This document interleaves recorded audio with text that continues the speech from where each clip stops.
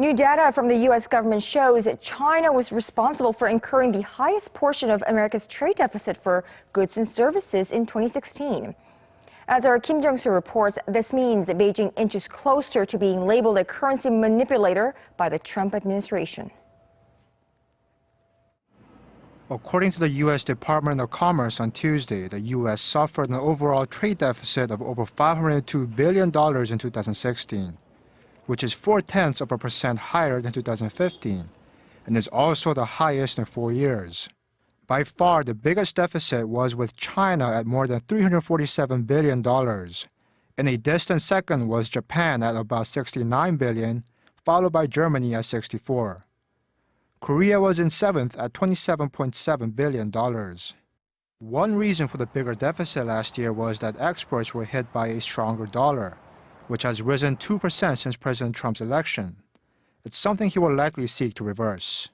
Just days ago, the Trump administration attacked countries including China, Japan, and Germany as currency manipulators.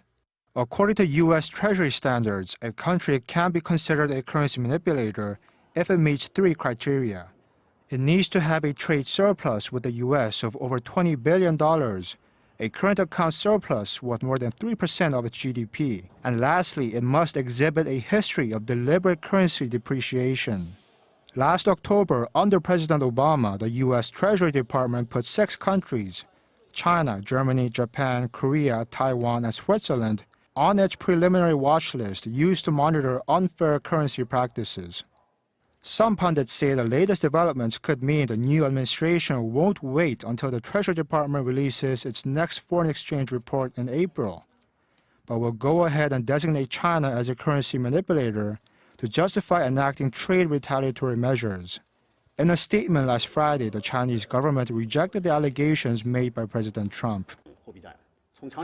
China has never used and will not use a currency war to seek advantage in trade or to raise its competitiveness in trade. From a long-term perspective, this is not beneficial to China.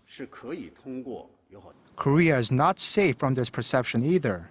It already meets 2 of Washington's criteria for a currency manipulator. But Seoul's Finance Minister Yoo Il-ho said last week that he will consider expanding imports of raw materials from the U.S., among other options to prevent it from meeting all 3. Kim Jung-soo, Arirang News.